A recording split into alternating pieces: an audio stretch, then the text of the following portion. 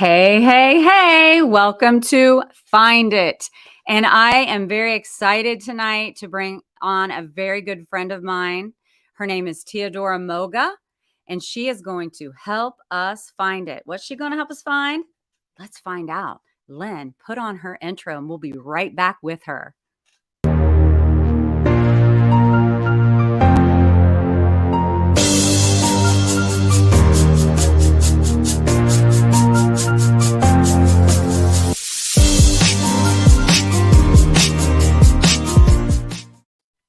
Hey, Dora.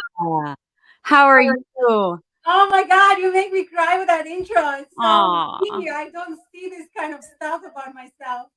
Oh, Well, you're worth it. And I love that you're wearing my favorite color, green yeah. all day, baby. That's amazing. Well, I'm so happy you're joining us tonight. And I want you to share some of your story with the audience. And how you feeling tonight, Teodora? I'm so nervous. I'm so excited. Well, the funny thing is you have your own show. Yes, and this is different. And believe me, when you're a guest, it's different because I feel like, I do everything for my guests and I'm there for them and all the action is on them. And now I'm like, oh, Now it's all about you. And sometimes it's an uncomfortable feeling when it's about you and in your life. And a lot of times with women, it's always about the other person, right? Oh, hi, Scott. Yes, he is a big fan of yours and a good friend of yours. I'm so glad he's with us tonight. So, Teodora, let's talk a little bit about where you're from. It's so interesting to me. I was born in Romania, and I was born in Romania in the communist in Romania Oh. when everything was ratioed. Everything was, we had a card that we could only go buy bread and like the necessary food was marked. And if you didn't have the card anymore, I mean, if your card was marked, you couldn't buy bread or oil or any of that for the day. Everything was ratioed, and it was hard. The power would go out at 8 o'clock or 6, I think 8. Growing up and going into school, I had to do homework at the light of a candle many, many times because power was out for the night and I still had homework. Um, I, What I what about so when you said that the electric would go out. So do you mean they shut the electric off or it just really? So at a certain hour, the electricity would go off yes, and then you would stay up and study or do the rest of what you needed to do by candlelight. yes. We had a small kitchen. We are a family of 5 living in a 2 3 bedroom apartment, and it was, yeah, I we had a kitchen table, a small kitchen table. I don't think we all fit at the kitchen table at the same time. Mom was always the last to eat. Dad was a super fast eater, Mhm. and he would eat before we kids could sit down. And then once dinner was done, I could do more homework. We had a farm. I grew up having to take care of animals. We had pigs and chicken and um, we grew animals so that we can have food. We had eggs and meat, and we worked the land to have vegetables. We had a yard with vegetables. When my parents came to the city from out in the country, they had a property. They built a small house, and when I was born, the house was too small, so we had to move. But they still had the property, and we have it to this day. And they Oh. grew vegetables in the garden, and we always had food. I don't remember growing up and being hungry. I was never, we always had food. Oh, Joe. Hey, Joe. So how do we I say saw that? Sean. Hi, Sean and Terry are on here. How do we say Yeah, so that? that was wise of your family to work the land and have your own vegetables and because, and animals, vegetables and everything, if it was rationed and you couldn't always get what you wanted. And let's go back to that a second. So you're telling me you would have like a card. Your family would have a card Yeah, and you would actually purchase what you want, but then they would stamp it so that you the market. couldn't get any more until they said you could get more. So it was marked. It was like the COVID card. It reminds me of that so bad because The COVID card is marked, and if you would go to buy, you have to pay for it. Like let's say, for example, bread. I would go to buy bread. I had to have the card. When I would buy the bread, they would mark the card that I bought it for the day. It was a loaf and a half for a family of five. Wow. And the next time that I could buy the bread was, let's say, in not tomorrow, the day after, and the card had all the days, and if Thursday was marked, um, Joe. right. I'm not supposed to say COVID. Okay, Joe's back at it. Hey, Joe. Oh, he just makes me laugh. you I know can't what I mean. stand it. So it I know, but so gosh, the COVID card was making you have freaking flashbacks of being in Romania during communism and getting one slice of bread a week. and then the revolution happened, and Okay. everything was just going. It was upside down because Ceausescu was killed live on TV, and I was 7 years old, and my dad was working for the ambulance, and he couldn't come home. They got, the revolution was very, very traumatic for a 7-year-old to hear gunshots and see the army going down the street, and everybody was just so scared. We had to have people watching because it was just a mess, right? And Yes. so after, the following year, it was starting to balance. Nobody knew anything. We had a president, we didn't have a president. We had a government, there was no. So it was very, very traumatic and just just Well, yeah, somehow. and the fact is they were trying to make changes, but anytime you're trying to make changes, it's a difficult transition. So they were like, "Do we have a president? Do we not?" I understand that. So it was kind of like really a hectic time. Right. How many brothers and sisters do you have? I'm the youngest of three sisters. Okay, it's the all girls club, just so we know. Yeah. Okay. I can do I'm part of the all girls club too. I only have sisters.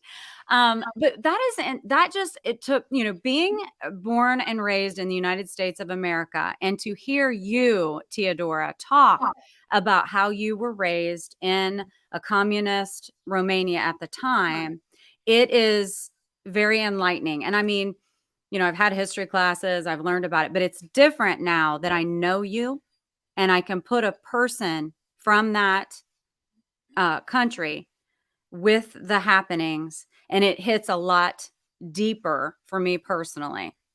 So, your childhood then at 7 started to change because the country started to change. Can you tell me a little bit more about that?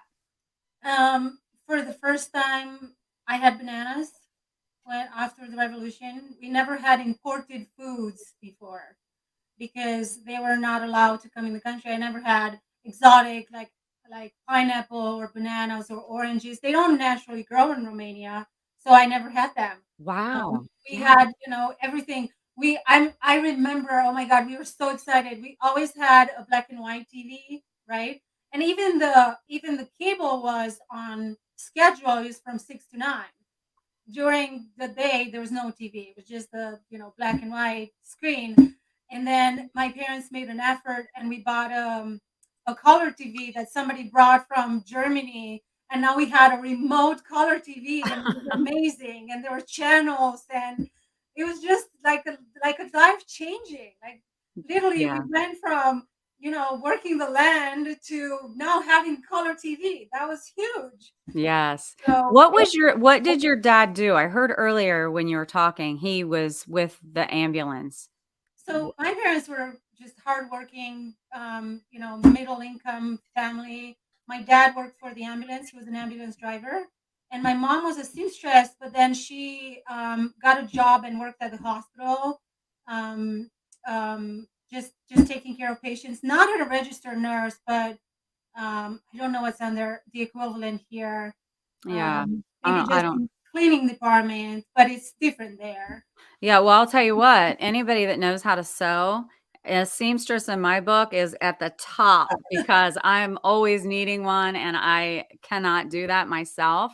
So I seek these good seamstress out. So I'm sure I would have loved She's to use your mother's services. Let's just say that. she's So awesome. I'm going to get a little bit off track, but it's on the front of my brain. So I need to bring it up. So Romania is neighbors with Ukraine, and with everything going on in our world right now with Ukraine, and I know two separate countries and all that, but you're neighbors.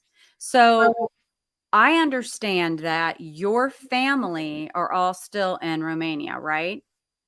What have they given you as far as information from their take on what's happening? Can you talk about that? Is that sure. okay? Yes, Okay. absolutely. So when it all started, I was extremely scared, and my mother doesn't have a passport, and all I could think about was how do I bring them here? How do I get my family out of there, and what it is that I can do so they're not in danger go with the situation going on so close to Romania. But then talking to my mom, and I actually brought, on my podcast on Be Victorious, I brought my godfather lives in Romania, and he used to be a general in the army, in the Romanian army. So I brought him live to talk about it so that I can get the education I needed to understand the situation, and then so that I can really get the hands-on and really from somebody that would tell me the truth about what's going on there. How is it in my hometown city? What's the atmosphere? What is the reality? And so my where my family is in Cluj, it's pretty far. I think it's about 500 miles from the nearest main town city that the war is happening in. We are neighbors, but Romania is part of the European Union. Mhm. So, because of that, they really cannot cross the border and go to war with Romania. Okay. If the war would expand and Romania is a danger or it's attacked, Yeah. then the whole Europe is at war because we're part of the European Union and they cannot just go and attack Romania. So I'm Understood. at peace knowing that, and my family's safe. There's no action at all. There's no army. There's no nothing going on in Cluj. Life is normal. There are some, military, some units there, but they're just, in the safe side Mhm. to make sure that nothing's happening, but there's no action. So nothing's going Okay. on. So you know that your family's safe there. What family members are you the only one who lives in the United States? So who currently of your family lives in Romania? Your My siblings? mother, all of everybody. We lost my father passed away about 4 years ago, so he's the only one who passed in my family. Okay. But my sisters, their husbands, my niece, my nephew, my mom, everybody's inclusion. We're so close. We're a very close family. Yeah. Well, I have a really interesting question I think everybody wants to know. So you are in the United States.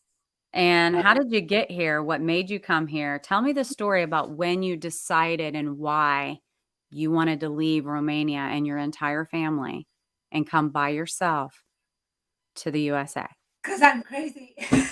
Well, no one fun is normal. So, all right. So I wanted more. I went to college, right? I graduated high school, and I wanted to go to college. And my father was always very tough on me Oh, because he knew I can. I was mhm. the baby, and I was the maybe the last chance he had to, um, right? Yeah, Joe. I think it's Teodora came to the United States because she heard about the sales genius, Joe yes. Ingram I lived had to here, learn from and Joe. that was the draw. It totally brought her over. No, I graduated technical university, and I wanted more. Romania was not. I always wanted more. To this day, I want more. I want more for me, for Alma, for my family, for everybody, and that's why I do what I do. But I wanted independence. I Mhm. wanted money, and Romania was still poor. Okay. I wanted to have more money to be able to make more money and not just limit myself to what Romania could offer me. I wanted to explore. I wanted to, America has such a victorious is the only word that I can come up with image in people that live in Romania. So I wanted to check it out. What's so amazing? So So let me ask you, and Victorious is the name of Teodora Moga has her own show, and it's called Be Victorious. If you saw the intro, That's in there. And it's amazing. But so had you ever traveled to the States prior to deciding to move here to see if you liked it? And if no. I don't do that. I don't function like that. I go for it. I have Okay. an idea and I go for it, and I get it and I do it and I get it done. Okay. Well, I that's didn't. amazing. I never thought. I was never afraid. And I left. I was the first one in my family to leave the country, and I had some thoughts. Like I didn't want to come and not have a job. I didn't want to come and not know where I'm living. So I came to a family. I came as a nanny, and um, and I lived with the family. So I knew that I have a place to live. I have a job, and I'm going to be safe. And I talked to the family before I came. I actually came to a single mom raising two girls, and I came as a nanny taking care of the girls. That is an ingenious idea to do it that way, Yeah. because then you're plucked out of your environment, but put right back in to another family unit where you can immediately know people. Yes. That's really smart, Teodora. That's amazing. I did not know that. I'm so Uh, excited to hear this. So then, so you hightailed it out of there after college, became a nanny, and then what happened? And then I came in July 2006, and I was, initially super excited. It was all like sparkles, and oh my God, so amazing, so exciting. And then very shortly, I want to say in about 2 months, I became homesick, and I was very, very sad. And Mm, my American mother decided to introduce me to some Romanian people, and that's how I met Alma's dad. mm. Her father is Romanian, and we met in the Romanian community, and then we started a family. It didn't work out, so that was it went for a few years, and it was beautiful. I had an amazing marriage. I got to travel so much, and we were so in love. And it was short lived, but it was beautiful. It was a beautiful marriage. I was very, very blessed to have that, and now to have Alma as a result of that marriage. So Yes. it was amazing, and it was And, Teodora, the fact of the matter is, I've gotten to know you over the last several months, I guess. And one thing I can say that I want our viewers to hear is it just seems like it doesn't matter what's going on. You always try to look at the bright side yes. of the situation. And, it's easier said than done, but I've watched you numerous times go for the sunny side. And I Right. really appreciate that. And, and talking about that, you've had a lot of hardships to overcome that we've already heard, right? You were born in a communist country and rationed the food that you had. There was war there at one time, all of these things. Then you flew by the seat of your pants and came to the United States. What are there any other hardships that you've gone through that you can share with us that you were able to find your way out of? Pick one. Which one do you want? Yeah, whatever one you wanna give us. So the divorce was very tragic. Yeah. That was hard. It was I was a stay-at-home mom. I was taking care. Alma was 1.5, and all of a sudden, I had no job. I had no income, and then I had no husband. I had, a 1.5 years old, and I didn't have a place to live, pretty much. And that was one of them that really got me thinking, now what? And it was the storm, and I remember, I mean, it was so many years ago, and I remember to this day that Mhm. when I would close my eyes, it would be dark, completely dark, and I would feel like I'm in a tornado, and everything around me spins, and I was acting like a robot. I was just Mm. feeding Alma, but really not thinking much, and it was very, very traumatic. And I let myself get through it for about 6 months is the time that I took, and then I said, okay, enough. And then I thought, what do I need to do? What job do I need to do so that I'm happy? What is it that I know how to do? And I remember how much I love flowers, because we have a flower shop back in Romania as a family business. And I put a portfolio together with arrangements that I did back there. And I went and I interviewed, and I got a flower manager position in a grocery store. And I started working that. And it was so hard, Debbie, because Mhm. I didn't know what to do with Alma, and she was 1.5, and I didn't want her in daycare. Yeah. And I drove an hour and a half every day to take her to a Romanian family who offered to take care of her. It was a stay-at-home mom who took care of her sons. They had two sons, and she Yeah. took Alma in her home and took care of her like her own child while I was at work. But the drive and the commute was just so much. Oh, I'm sure. And I got through that. Then I got transferred to a store closer, and things. I was older. Things started to get better. There was Yeah. not such a long commute anymore, and it was that was one of them. But then it didn't last long because I was hit with the medical situation that I had to go through, and that was so traumatic and so hard to deal with. But again, I never look at hardship as, oh my God, this is so hard. What do I do? I always look at anything and whatever comes my way. I look at it as, okay, how do we fix this? What do I need to do? What screwdriver do I need? Yes. And which screw do I take? How do I take this apart, fix it so I can put it back together and move on?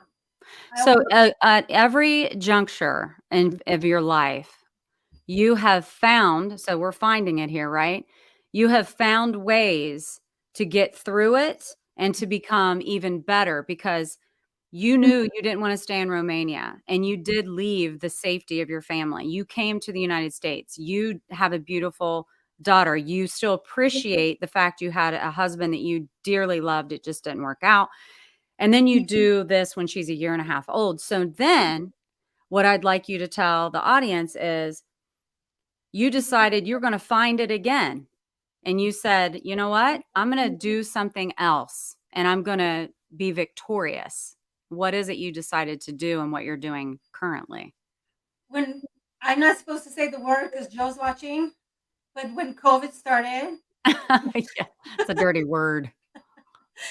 but really when all of that happened because of my medical scare, I couldn't go to work anymore, and I had to, take a step back and hide.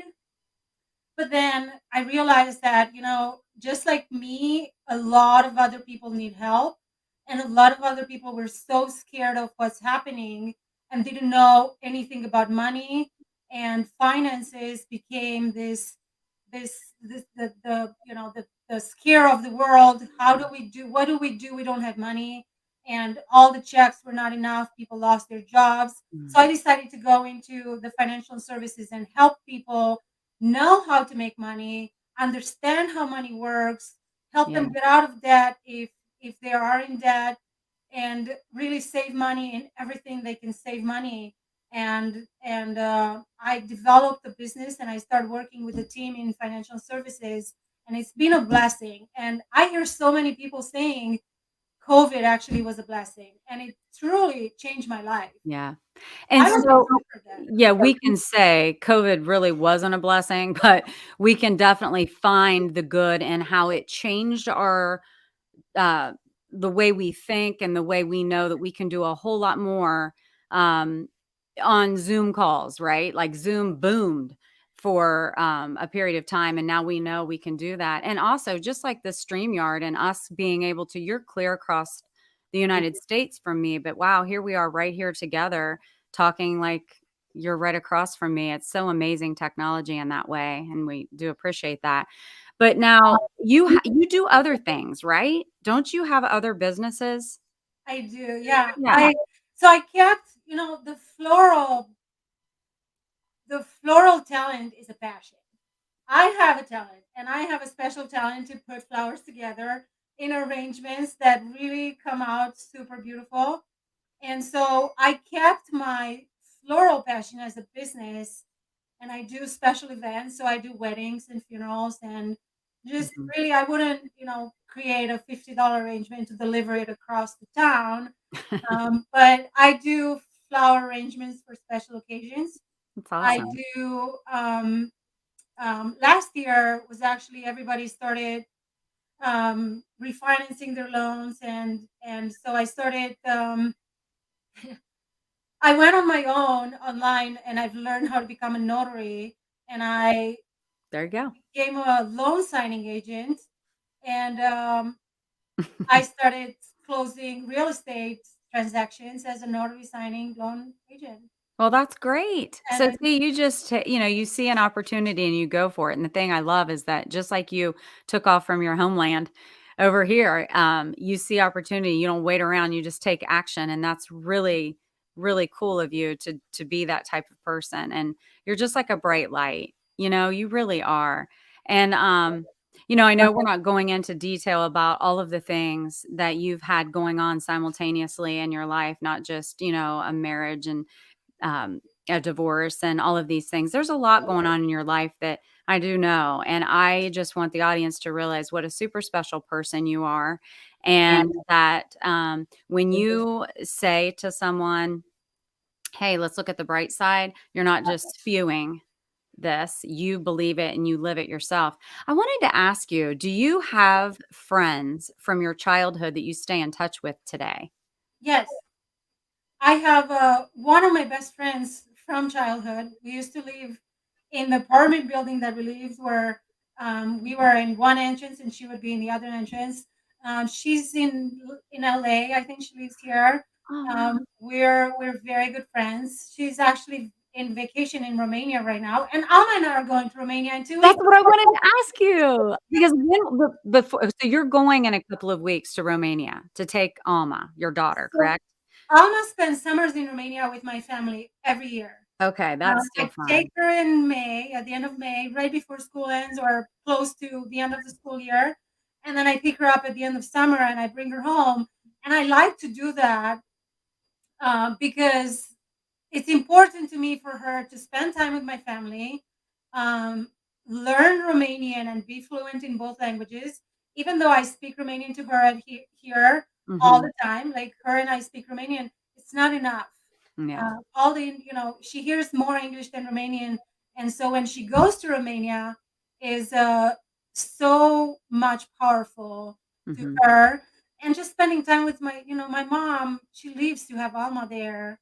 Like I bet. And one I bet your sisters are so thing, excited to see their niece. and they're spoiling us to the maximum when we go, and it's so much fun. Yes, So, Teodora, you'll leave her there and then you come back to the States. I do it all So the time. when was the so do you only go in the summer and visit and leave her there? Then that's your visiting time, right? Is like the end of May, and then when you go back to pick her up? Yeah. So you So basically you go to Romania once at least once a year, twice a year. twice a year. I commute to Romania every summer, and Yeah, it's funny because I always take the same flight, and it happens so many times to have the same flight attendants, and they know you. they know. Yes, I always say I commute to Romania in the summer. Yeah, I go in May.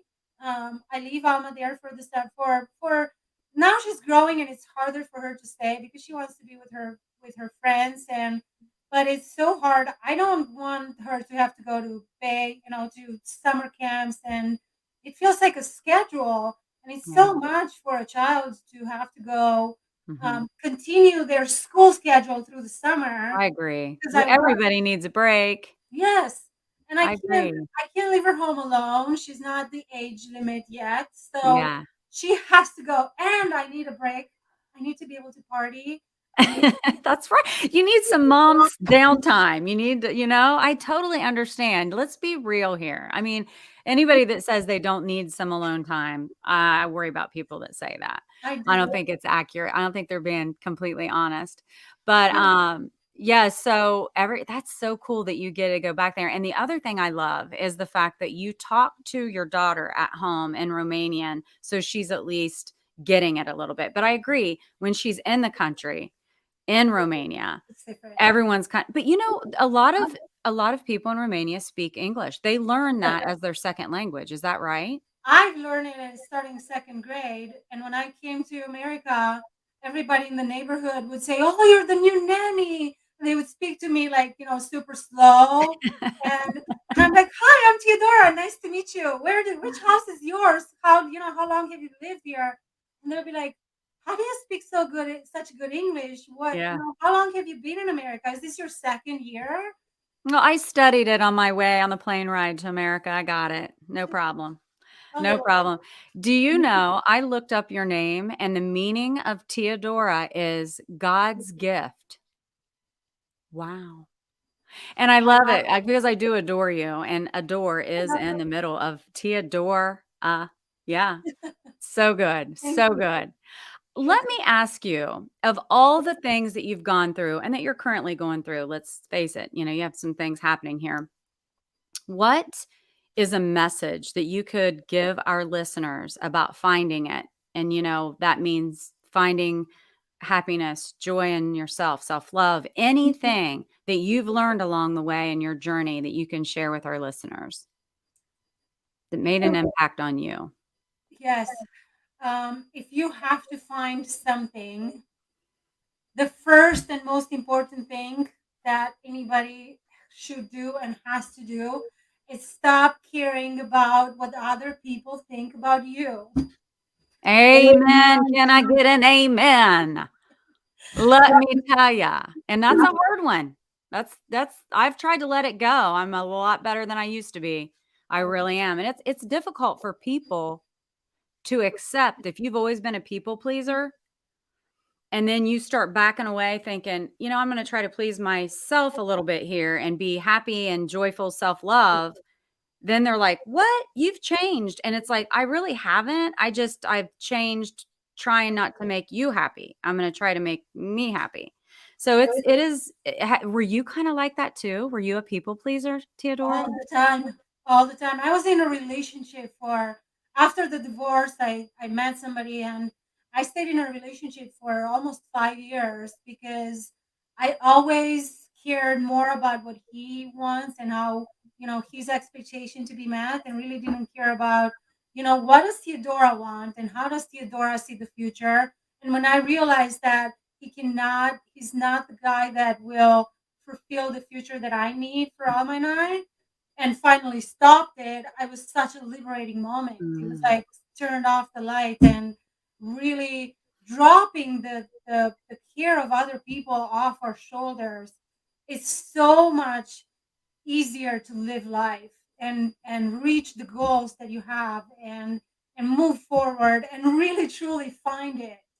And yeah. if we replace it, find ourselves, find who we are and what it is that we want to do, Mm. find what makes us happy, find everything that we thrive and we think and we want from life. Yeah, Scott is giving us an amen too here. He's saying, "I've been told more than once to stop pleasing other people and start pleasing yourself." It's huge. I don't know why it's so difficult for people. And because I'm speaking about me too.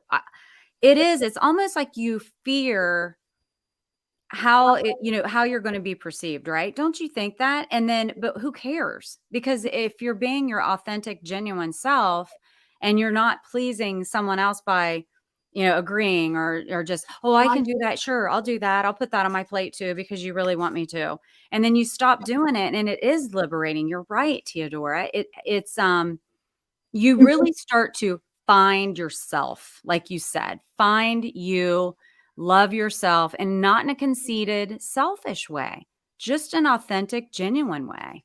Yes. So that's through all that you've gone through, you've learned to go within and find peace and love and joy within yourself. And you have that beautiful daughter, and you're such an amazing example to her of what a strong, badass woman should look like. I am so proud of you. Thank I you. really am. I've had so much fun with you. Is there anything else that you'd like to talk to the listeners about or offer right now, like a closing statement or something that's empowering to you, or a story that you wanna tell of something that you learned from anything? I mean, I'm not trying to pressure you to talk more. I was just saying if you do, I would love to hear it. Speaking of find it, the theme of your show, if there's anything that your audience need to find, they need to find it deep down in their soul and look in the mirror, and that's where it is. If we're looking outside, no matter where, I left the country, I left Romania because I needed to find something. And I left, everything behind. And coming here was, it could be a coincidence. I came because I wanted more. And maybe it was so that I find who am I. And to this day, going through everything and I continue to find myself Mhm. because I never thought that I can run 3 businesses as a single mother. Yeah. Single mother with no family in Denver. I never thought that I can raise my daughter alone, and I always try to find a man that can take care of me, us, be the head, I can rely on somebody. And when I really dropped that idea is when I started like building myself and my daughter You myself. found it. Time to find it. I Yeah, isn't that found it. crazy? So crazy. I really truly found it. And I was able to, I was in so much debt, Debbie, because I had to pay the mortgage. I qualified for a house on my grocery store income, but then everything that I made would go to pay the See mortgage. that. And I had Alma in $300 a week daycare. So I went into so much debt. So when we have to find something, the place where we're going to find it is inside ourselves and not somewhere else, not in our husband, not in our neighbor, not in our, in God and ourselves. And that's what I want to leave everybody with Mm. because we are it and we have to find us.